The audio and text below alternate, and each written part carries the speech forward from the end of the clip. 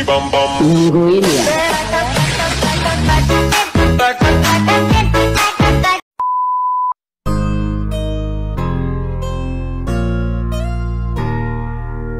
Oke, balik lagi dengan kita di sini.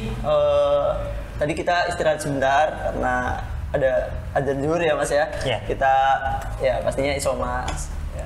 Terus kita mau bahas tentang pandemi. Bener nggak Mas Rawi? Ya, kita pandemi itu pandangan dari Mas Tama itu gimana sih gitu ya kan.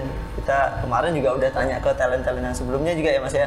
Jadi tapi setiap orang kan punya pendapat masing-masing dan kita coba tanya ke Mas Tama dampak pandemi. Iya, kalau pandemi itu dampaknya banyak. Kalau kita bongkarin satu-satu kita tanyain ke Mas Tama nggak selesai-selesai. Jadi mendingan kita batasin aja gini Mas. Kalau dari aku kita batasin ngobrolnya gini Mas Tama. Jadi dari dampak pandemi ini banyak kan teman-teman kita yang lagi kuliah, yang lagi sekolah di jenjang dasar akhir misalnya SMA atau SMK itu jarang mereka yang bisa ke sekolah dan bertatap muka. Otomatis nanti secara pembangunan karakternya bakalan kurang nggak sih Mas Tama? Dan itu nanti akan berpengaruh dengan cara mereka berkomunikasi atau dengan cara bersosialisasi ketika mereka bekerja atau misalnya berwirausaha seperti itu Mas Tama. Kalau dari pendapat Mas Tama sendiri gimana menanggapi pandemi ini, dampak pandemi ini terhadap yang mungkin di mahasiswa atau yang sekolah-sekolah itu untuk kedepannya, karena kan mungkin mereka juga menjalani hidup kedepannya kan kayak gitu. Pasti menjalani hidup kedepannya gitu guys. Iya benar. Jadi global pandemic ini memang sangat merubah kebiasaan sosial kita dalam bersosialisasi dengan sekitar ya. Dan itu juga masuk ke ranah bisnis dan wirausaha juga, kemudian sosial budaya semuanya terpengaruhi. Yang dulu kita bersin, orang bilang bless you, sekarang bersin jadi get out of here. Jadi langsung keluar gitu. Ya, dulu biasanya bersin alhamdulillah ya. Sekarang bersin jadi kayak semacam distraction gitu. Distraction. Ya berarti lebih, kalau dulu itu kayak lebih malu kita kentut daripada bersin ya kan. Tapi kayaknya sekarang lebih malu bersin kalau misalnya harus kentut ya kan kayak gitu. Waduh. Orang bersin kalau anak kecil bilangnya cepat gede gitu kan. Sekarang bersin jadi kita jadi khawatir, jadi bawaannya jadi wah jangan ini COVID lagi ya. Gitu. Nah, ngomong-ngomong soal itu pandemik itu tentunya semua kebiasaan kita jadi berubah. Jadi kebiasaan kita sekolah yang tadinya luring jadi daring, kemudian yang tadinya kita ngobrol bisa deket-deketan sekarang harus jadi physical distancing, kemudian ada jam malam dan sebagainya. Jam malam. Itu kalau menurut saya sangat berdampak, apalagi ketika pandemik ini di outbreak pertamanya booming ya di dunia dan masuk ke Indonesia kalau nggak salah di bulan Maret 2020. Itu langsung seketika pada waktu itu bisnis coffee shop, terutama kedai Kosim, kedai saya, salesnya drop hingga 80%. Jadi kita harus bersiap-siap untuk shifting sebenarnya, bersiap-siap untuk bergeser. Yang tadinya orang ngopi itu harus datang ke coffee shop, sekarang mulai ada coffee on the go, coffee take away, kemudian kita bisa pesan lewat Grab lewat gitu. GoFood, lewat kurir lokal dan sebagainya. Jadi itu merubah consumer behavior, merubah perilaku konsumen dalam mem-purchase produk kita, produk atau jasa kita. Gitu. Jadi yang maju sekarang itu kayak orang-orang yang jalan di marketplace, bener nggak sih Kak? Virtual account jadinya. Makanya sekarang banyak yang berbondong-bondong beralih dari offline ke online, dari toko konvensional ke Shopee, ke Tokped, Bukalapak dan sebagainya. Iya kayak gitu.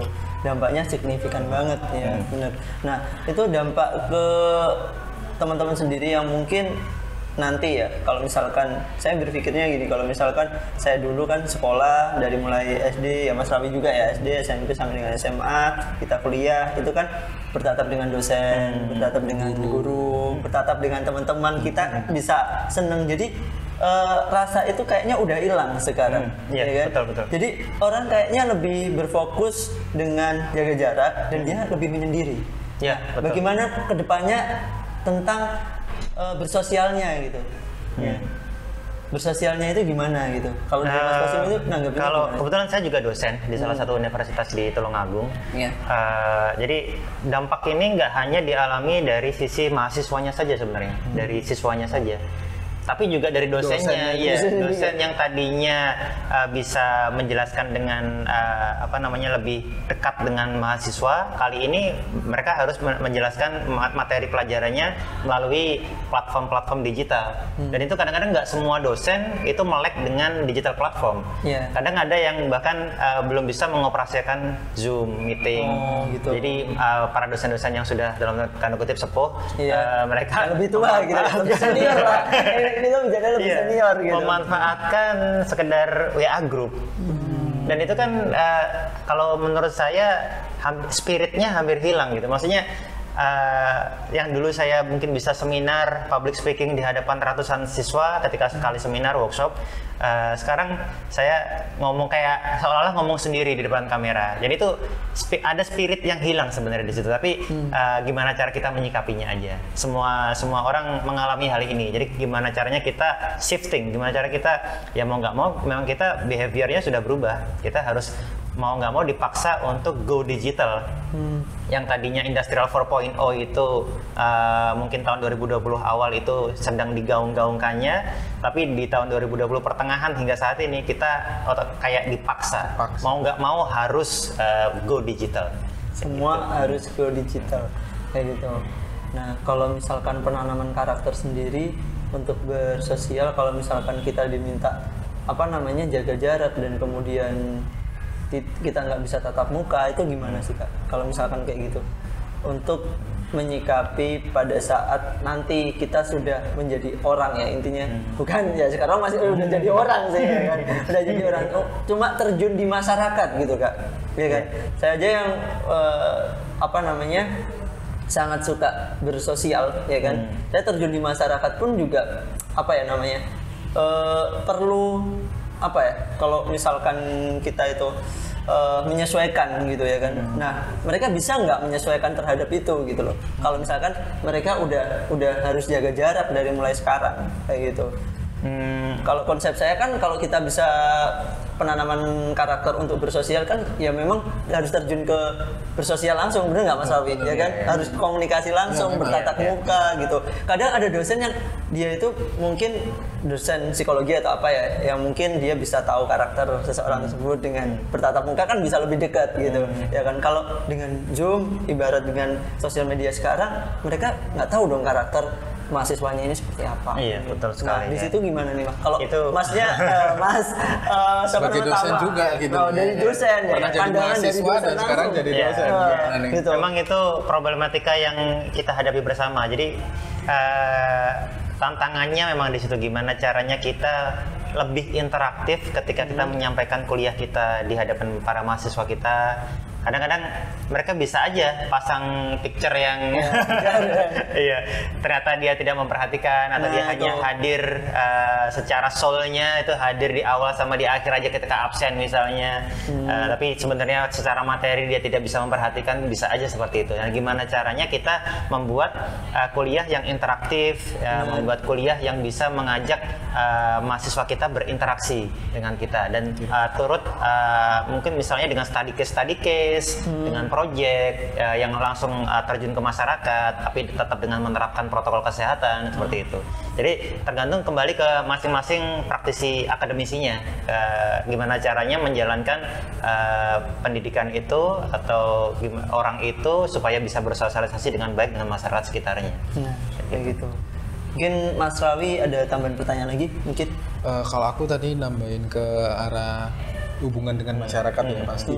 Jadi di kuliah itu ya nggak semua kampus sih, itu pasti kan mewajibkan si mahasiswanya untuk melakukan KKN ya. Iya, betul. Nah, itu KKN. Iya, KKN. KKN itu kan tujuannya untuk ngelatih si mahasiswa punya mental untuk bisa terjun langsung ke masyarakat, bermanfaat kepada masyarakat, benar, kayak gitu. melatih komunikasinya dengan masyarakat, menemukan suatu solusi dari sebuah masalah yang ada di masyarakat. Itu kan yang paling penting, Mas ya. Daripada sebenarnya teori-teorinya itu penting semua teori yang dipelajari itu penting semua, tapi gimana caranya para mahasiswanya itu menerapkan di kehidupan sosial langsung untuk terjun di masyarakat, memberikan solusi kayak gitu.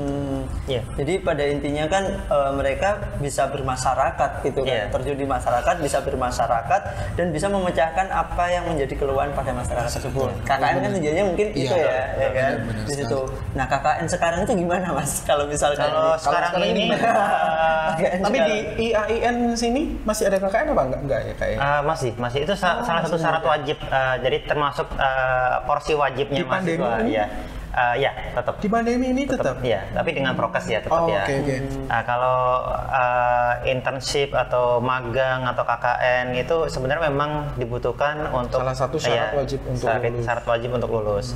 Dan itu juga salah satu dari 3 pilar pendidikan. Ya, salah satunya kan pengabdian masyarakat. Selain riset dan pendidikan sendiri.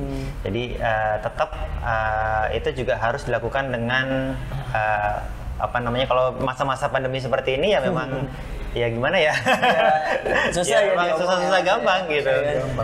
Kalau ada beberapa kampus yang bahkan menerapkan internship itu magang itu bahasa Inggrisnya internship. Internship itu jadi program wajib. Bahkan dalam satu periode pendidikan strata 1, S1 itu dalam 4 tahun itu ada 2 kali internship. Itu menunjukkan bahwa pentingnya internship itu ada beberapa hal yang kita tidak bisa dapat di bangku kuliah. Kita harus mengalaminya langsung di dunia industri gitu. Kita harus mencari solusi atas permasalahan yang ada. Itu didapatkan ketika kita real terjun ke lapangan. Kayak gitu. Betul. Jadi dia bisa menemukan apa itu bermasyarakat dan menemukan problem-problem yang ada di masyarakat. Dan peka terhadap masalah lingkungan, permasyarakatan, permasalahan yang ada di masyarakat itu mereka peka gitu loh ya kan ya. Mengasah kepekaan sebenarnya dengan terjun itu ngasah kepekaan. Seberapa peka mahasiswa ini menangkap satu permasalahan yang ada di satu komunitas masyarakat tersebut, terus solusinya apa sesuai yang dia dapatkan dari materi-materi yang itu di kuliah diterapkan di dunia. Jadi ada teori harus ada praktek biasanya gitu. Betul. Bisa teori belum tentu bisa praktek sih biasanya kan kayak gitu. Jadi praktek itu memang saya rasa memang harus itu.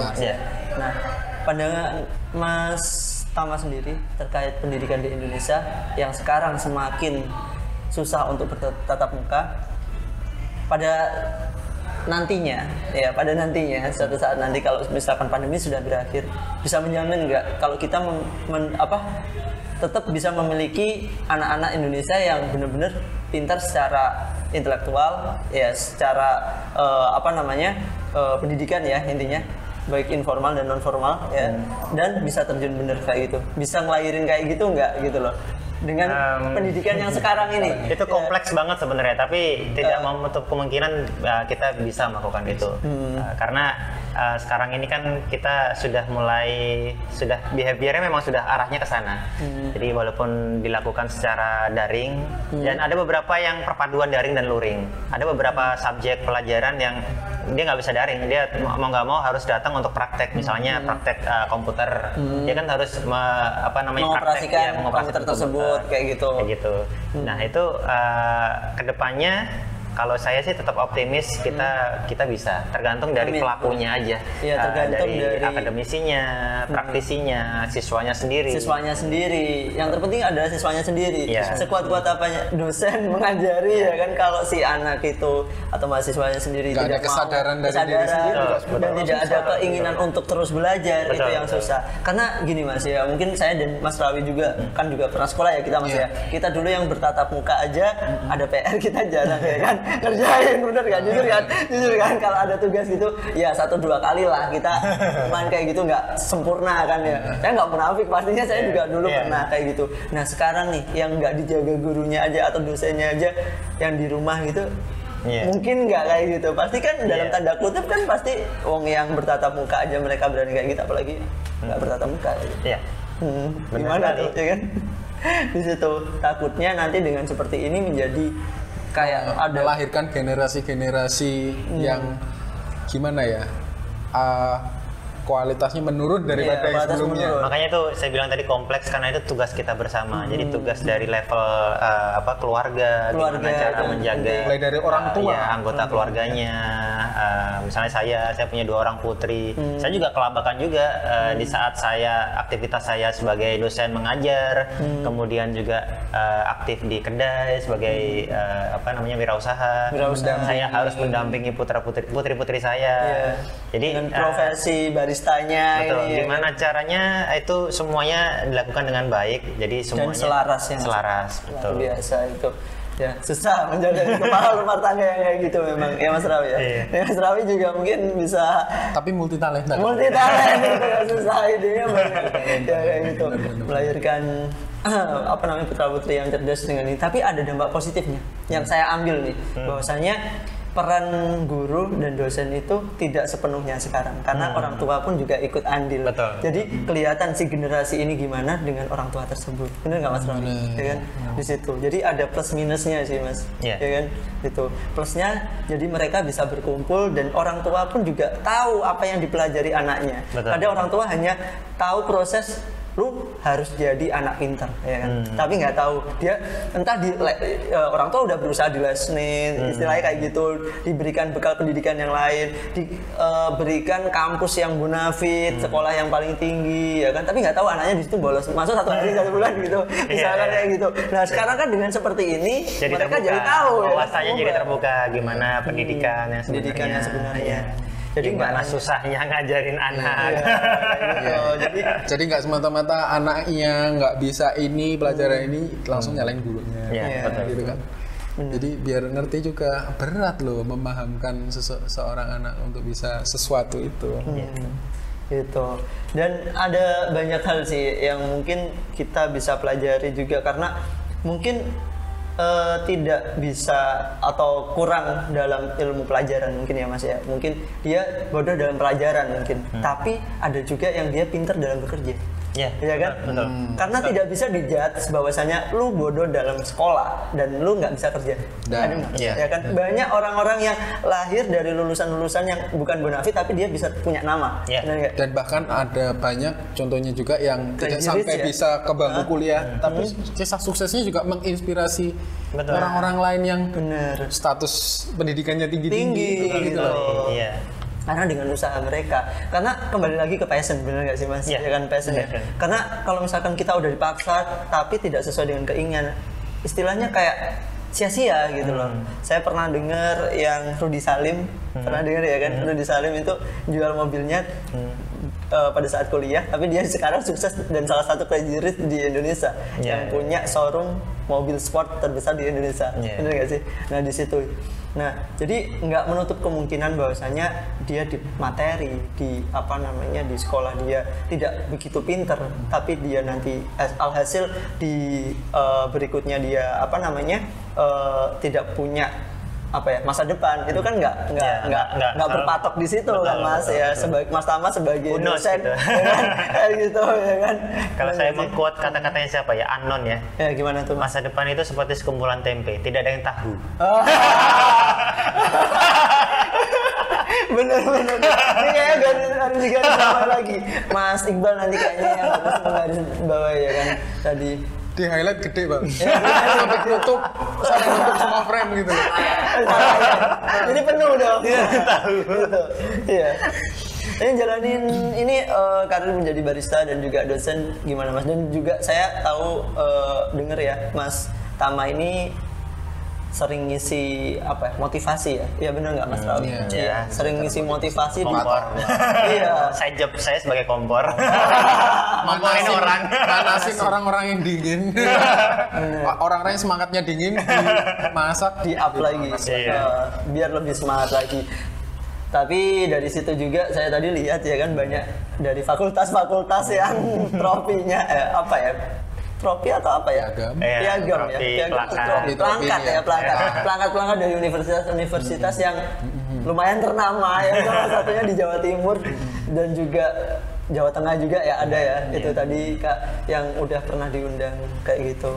Luar biasa loh Kak. Tapi Mas Tama seperti apapun memberikan semangat dan motivasi kalau dalam diri mereka sendiri belum punya rasa greget ya. Betul. Gimana? Kembali lagi ya Mas. Iya, betul. Kembali ke diri masing-masing. Gimana caranya kita menyikapi apa yang ada di sekitar kita, karena gimana pun juga itu kembali ke kita. Kita segimanapun pengaruh dari sekitar kita untuk mendorong kita untuk maju, tapi kalau kitanya nggak bisa maju ya gimana lagi gitu. Kan? Yang tahu masa depan kalian adalah diri kalian sendiri. Orang di sekitar kalian hanya mensupport. Betul, itu yang pasti. Betul. Ya, kan? Apa yang akan terjadi besok ditentukan apa yang dilakukan hari ini. Betul sekali. Kayak gitu. Dan satu hal lagi yang mungkin saya pernah dengar itu gini, apa yang kita lakukan sekarang itu adalah jerih payah kita di masa-masa kemarin ya kan. Apa yang kita lakukan sekarang itu adalah hasil di masa depan. Betul, gitu. betul. Oke, sampai sini dulu sahabat seperempat jalan. Kayaknya kita udah sore, waktunya pulang. Dari pagi kita udah main ke Mas Tama. Terima kasih sekali. Mas Tamanya sabar banget. Sabar banget, jangan sampai lampu mati, nyala lagi, mati, nyala. Itu bagian dari berproses. Proses luar biasa. Saya banyak ngobrol ini tadi. Saya petik kesabaran dari Mas Tama menjalani hidup semua, dan juga Mas Tama yang punya ilmu banyak tapi tidak sombong ya kan. Saya jadi inget ini Mas Rawi, semakin tinggi padi ya kan semakin merunduk. Biasa semakin berisi semakin merunduk. Iya, semakin berisi semakin merunduk. Iya, itu tadi benar.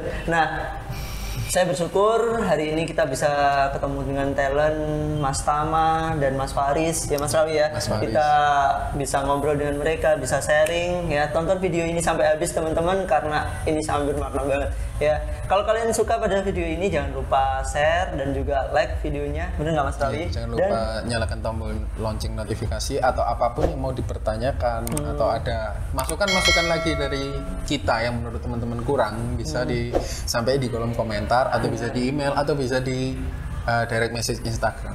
Oke. Sampai sini dulu, jangan lupa teman-teman subscribe di channel Seperempat Jalan. Oke, dari saya Febian, saya Aktarawi, dan saya Tama. Oke, sampai ketemu lagi di video selanjutnya. Tetap di Seperempat Jalan ketika angka memaksamu dewasa. Sampai ketemu lagi, sukses Mas. Thank you. Oke.